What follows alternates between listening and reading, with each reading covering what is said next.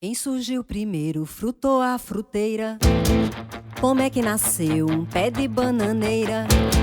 Do que me alimento nessa vida breve? Eu sou Luciana, sou mãe de Luana e Ravi e avó de Poema e Fulô, nossas duas gatinhas. De uns tempos para cá eu costumo me apresentar como cantadeira, que é um termo que eu encontrei que reúne vários dos meus fazeres, desde o cantar, ao fazer poesia, cordel, ao ser jornalista, jardineira, oraculista, aromaterapeuta, arteterapeuta. Então, eu digo que eu sou cantadeira. Eu conheci a arte-terapia em 2003. Uma amiga que fazia comigo, participava de um grupo de dança espontânea, me falou, né? Foi uma fase onde eu estava descobrindo essa questão do autoconhecimento, dos destraves a partir da dança espontânea. E quando essa amiga minha me falou dessa formação em arte-terapia, eu fui fazer sem nem saber direito o que era. E foi muito profundo. Só que eu fui não querendo ser terapeuta, eu estava querendo usufruir da arte-terapia, né? Então, como o processo de formação ele é muito vivencial, né? E a gente se trabalha muito, eu fiz a terapia para mim, né? Me conhecendo, destravando um monte de coisa, como por exemplo, a questão, eu sempre fui muito das palavras, né? E das cênicas. E eu tinha uma trava com a questão de pinturas, né? As questões mais plásticas. Então, foi nessa época que eu senti esse destrave e uma expansão chegando dentro do processo criativo. Mas eu não estava querendo ser terapeuta, não estava querendo ser arteterapeuta. Então, quando chegou a época do estágio, eu encerrei, né? Não participei mais do curso e fui viver outras coisas na minha vida. Eu fui atuar, assim, foi a época que eu estava atuando no movimento social como educadora popular, pelo direito humano à comunicação. Logo depois também eu comecei a fazer cordel e a poesia chegou de uma forma assim bem forte na minha vida. E eu encontrei a Naira Maim, que é minha pareia, nas comadres. A gente começou a fazer cordel e a recitar. Mas nada me admirava no cantar da culturia, e com o meu concorria em tom de competição, selando-se a contramão, quando eu volto à velia. Eu azul, ele encarnado, ele fogo, eu maresia. Quando eu volto à velia, sentimento atormentado, candeeiro apagado, nosso amor se debandava, feito ventania brava, incrustada em loucura, correnteza em amargura, pois eu e ele voltava.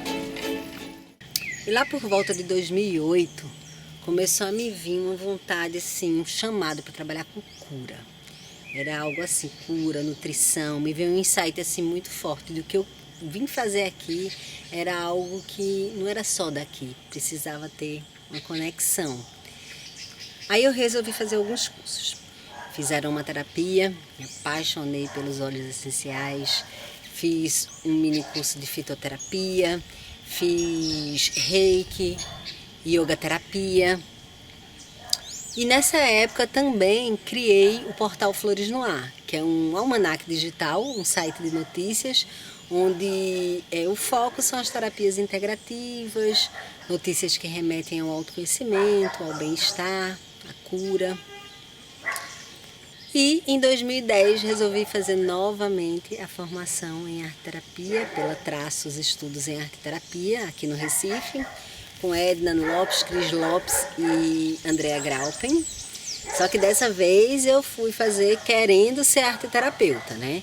E aí recomecei no curso, que foi outro mergulho assim, imenso, com curas muito profundas. E foi quando eu senti mais fortemente, né?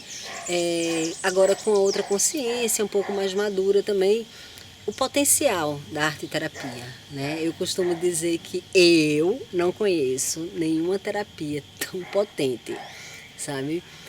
Na minha vida, ela realmente foi transformadora.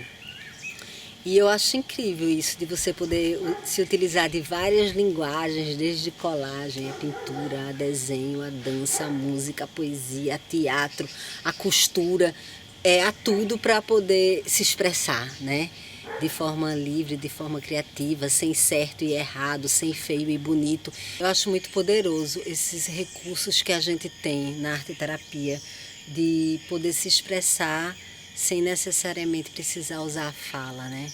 Então, eu acho que isso é uma das riquezas da arte-terapia, é a gente ter tantas linguagens disponíveis, né? E nessa segunda formação, o meu processo de cura foi muito intenso, né? Eu percebi como o meu feminino estava ferido, como eu tinha um yang adoecido, e comecei a perceber mais claramente o que era essa tal de individuação, essa integração, né, do masculino e do feminino na gente. E sigo nessa busca desse equilíbrio, né? E a arte-terapia é uma chave, né, na verdade, para mim mesma. Uma outra coisa que eu acho importante ressaltar é que a formação que eu fiz é uma formação com base junguiana e que os sonhos têm um lugar importante, né? Eu sempre tive uma relação muito forte com os sonhos e para mim tem sido muito legal, assim, no processo arte-terapêutico poder olhar para os sonhos, poder conversar com eles, poder pintá-los, né? Então esse diálogo com o inconsciente, através também dos sonhos, né? Para mim tem sido bem rico. Eu lembro que na celebração de formação da gente, a gente foi todo mundo da turma para uma praia e era um sentimento assim de integração em mim, sabe, de plenitude. Eu fiz, caramba, encontrei o que eu vim fazer aqui. Uma coisa que me chama muita atenção também é o fato de onde tem gente, a gente pode atuar com a arte-terapia, né? Criança, jovem, idoso, enfim, sendo gente, a gente pode atuar como arte-terapeuta. Quando chegou a época de estágio, na verdade até mesmo antes da época de estágio, eu já sabia o público que eu queria trabalhar. Porque em 2005 eu perdi minha irmã, ela fez a passagem por conta de um câncer de mama. Então quando chegou a fase do estágio, eu não tive dúvida do público que eu queria trabalhar. Mulheres em tratamento de câncer. E foi assim, incrível perceber mesmo o quanto o processo criativo colabora para que a gente crie saúde em vez de células doentes. E esse estágio eu fiz com 2 colegas, Cleto Campos e Valéria Medeiros. E a partir do estágio eu escrevi o meu artigo, que fala exatamente da importância da expressão criativa no tratamento do câncer. E quando eu me formei, eu já quis logo começar a atender, isso foi em 2012. E aí, junto a uma colega, a gente alugou uma sala, né, e abrimos nosso primeiro consultório. Minha graduação é em jornalismo.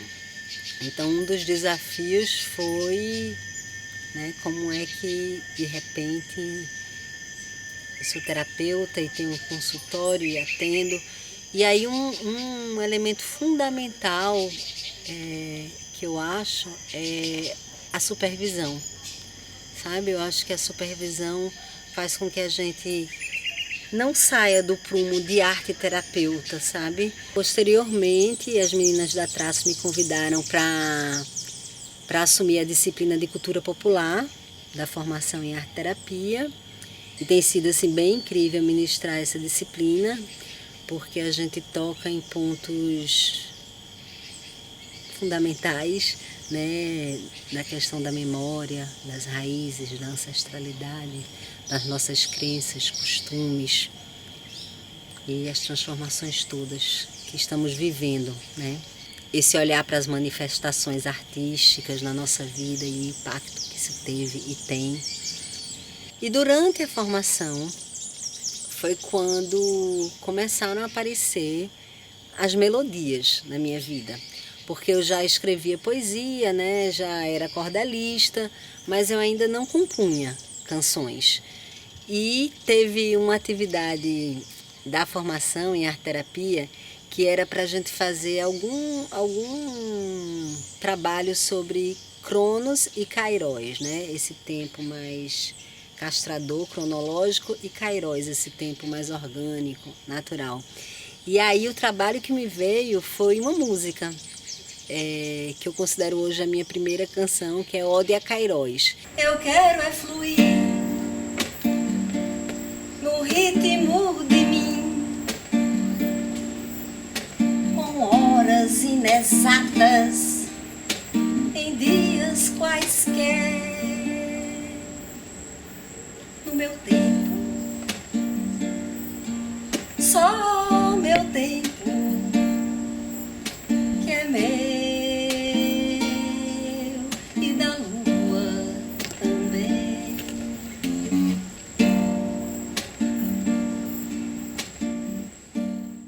Quando eu estava perto de fazer 40 anos, me veio um questionamento assim, de mim para mim mesma, que foi: o que eu mais gosto de fazer na vida, né? Diante de tantas coisas, tantos fazeres, o que eu mais gosto? E aí veio muito forte o cantar. A resposta foi muito direta: cantar. E aí eu vi que eu não estava cantando, né? Que era algo que eu não fazia com frequência. E passou-se o tempo e quinzenalmente minha garganta inflamava. E aí vinha aquela vozinha: não vai cantar não, vai continuar inflamando. E aí foi quando eu procurei um professor de violão, Roger Vitor, e comecei a mostrar também as minhas canções para ele, né? E aí ele começou a arranjar e começou a me estimular a mostrar, e aí nasceu a Ebulição, que foi uma fase assim de shows meus, totalmente autorais, né? Onde eu sentia uma vontade muito grande de mostrar, de expressar, de cantar. Então fiz vários shows, né? De repente, aos 40 anos, virei cantora. E depois veio a fase de decantação, que é um momento que eu passei mais reclusa mesmo, mais silêncio, tratando outras questões da vida, outras áreas da vida sendo chamadas para serem curadas. Silencia, menina, entra no espaço vazio, acalma tanta agonia. E agora me sinto já numa nova fase, passei pela ebulição, passei pela decantação e agora sinto que vem surgindo uma nova fase. Então, como é que está meu processo hoje com a arte-terapia, né? Além de eu estar sempre num processo auto-arte terapêutico e também além de estar como professora da disciplina de cultura popular, eu tenho desenvolvido um projeto que, na verdade, nasceu em 2016, 2017, antes da pandemia, mas já era uma proposta online e em casa, que é o Andarilhas. O Andarilhas surgiu mesmo, eu estava num processo de querer vivenciar arte e terapia, mas não necessariamente num consultório, com um processo sem tempo determinado, sabe? Eu queria algo mais pontual e mais independente. E aí, a partir desse meu desejo, eu criei o Andarilhas Travessia Criativa, que é uma jornada, né, formada por trilhas. Então, por exemplo, no momento eu estou oferecendo a trilha dos 4 elementos, mas já estou desenvolvendo a trilha das fases da Lua, do ciclo lunar. Tem a trilha dos arcanos maiores do tarô. Nesse momento agora está acontecendo a trilha dos 4 elementos, que funciona como? A trilha é dividida em 4 rotas: fogo, terra, água e ar. E aí cada rota dessa dura em média de 7 a 10 dias, né? E é composta por 2 encontros online comigo, individual, né? onde no primeiro encontro eu entrego uma espécie de mapa à andarilha ou andarilho, que ele vai seguir, né? Onde nesse mapa tem os indicativos de atividades arteterapêuticas, de rituais, de meditação, de banhos, de chás, enfim, de escalda-pés, de atividades na natureza. Então a pessoa recebe essas indicações, eu fico na retaguarda, né, para qualquer coisa, como uma guia mesmo. A pessoa desenvolve isso na casa dela, né? E vai me mandando, né? O processo de produção arte terapêutica, eu vou acompanhando, ela vai, à medida que vai fazendo, vai me mandando. E no final a gente faz um fechamento, um novo encontro online para olhar para o que surgiu. E esse processo do Andarilhas me veio muito também como uma forma alternativa de continuar atuando como arteterapeuta sem necessariamente estar dentro de um consultório, tendo que acompanhar uma pessoa por tanto tempo. Eu queria algo mais livre.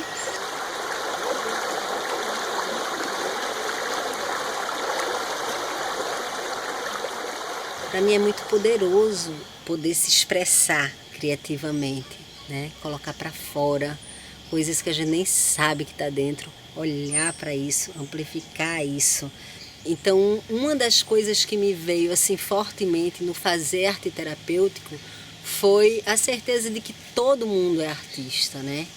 Só que muitos não têm a oportunidade de experienciar, de vivenciar a arte. Mas todos nós somos artistas. Eu sinto vontade de trabalhar algo, eu vou fazer uma boneca, eu vou criar uma poesia, eu vou pegar umas tintas e pintar qualquer coisa, eu vou pegar um pedaço de barro e simplesmente amassar ou colocar uma música e deixar meu corpo guiar uma dança, e isso pode se transformar ou não numa poesia e numa música, enfim. Aflora o que foi enterrado, desperta aquele recanto, refaz os sonhos antigos, rasga toda vergonha, tateia tua pele e reconhece, ressuscita.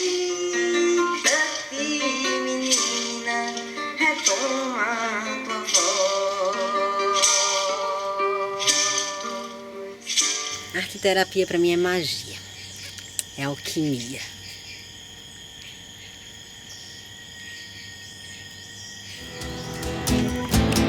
O que diz meu canto dessa profecia?